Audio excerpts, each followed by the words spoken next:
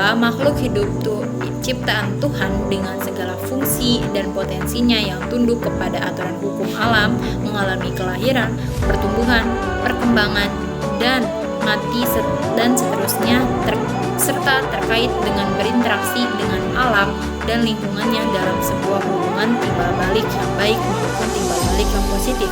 Definisi lingkungan. Lingkungan adalah suatu media di mana makhluk hidup tinggal, mencari penghidupannya, dan memiliki karakter serta fungsi yang khas yang dimana terkait secara timbal balik dengan keberadaan makhluk hidup yang menempatinya, terutama manusia yang memiliki peranan yang lebih kompleks dan real. Komponen lingkungan. Komponen lingkungan terbagi menjadi dua. Yang pertama, faktor biotik.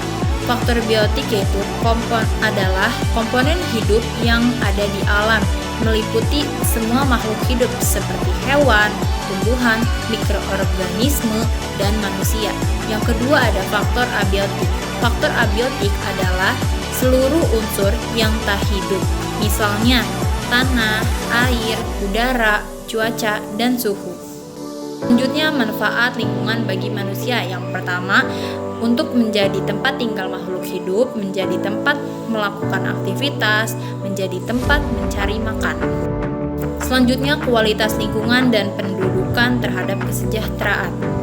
Hubungan penduduk, lingkungan, dan kesejahteraan. Yang pertama, penduduk dan lingkungan.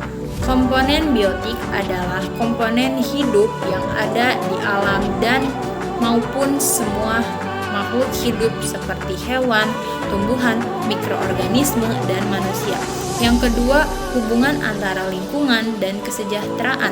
Lingkungan yang sehat mendukung kesejahteraan, sedangkan lingkungan yang tidak sehat menurunkan kualitas hidup.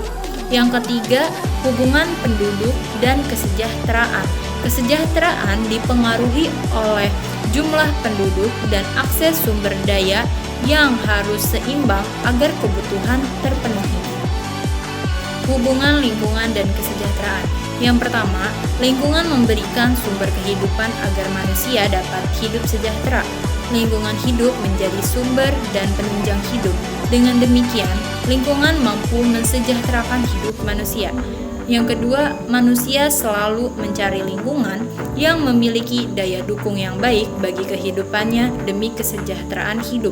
Melalui ilmu pengetahuan dan teknologi, manusia mengusahakan lingkungan yang lebih baik dari sebelumnya. Contohnya, manusia membangun bangunan, dam, atau waduk guna menampung air.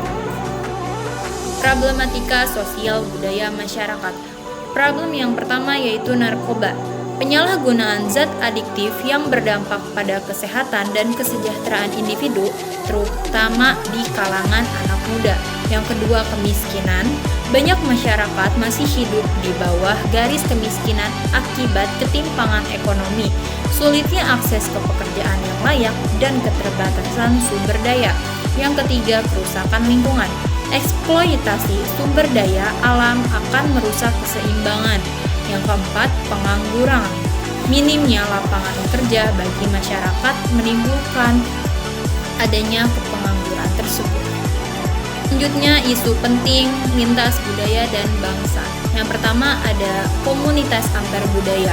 Perbedaan bahasa, ekspresi, dan norma komunikasi sering menimbulkan hambatan dalam memahami nilai dan kebiasaan budaya lain. Yang kedua, identitas dan nasionalisme. Konflik identitas sering muncul ketika individu atau kelompok harus menavigasi antara kesetiaan pada budaya lokal dan tuntutan global. Yang ketiga ada globalisasi. Pertukaran budaya yang cepat dapat menimbulkan benturan antara budaya lokal dan budaya asing. Faktor terjadinya isu tersebut. Yang pertama, perbedaan nilai dan norma. Perbedaan dalam sistem nilai dan kebiasaan sering memicu konflik dan kesalahpahaman. Yang kedua, kurangnya pemahaman antar budaya. Minimnya pemahaman tentang budaya lain dapat memperbesar stereotip dan diskriminasi. Yang ketiga, globalisasi. Pertukaran budaya yang cepat dapat menimbulkan benturan antara budaya lokal dan budaya asing. Kesimpulan yang dapat kita ambil dari materi yang saya jelaskan ini bahwa hubungan manusia dengan lingkungan saling mempengaruhi. Manusia bergantung pada lingkungan untuk kebutuhan hidup, sementara aktivitas manusia seringkali merusak ekosistem.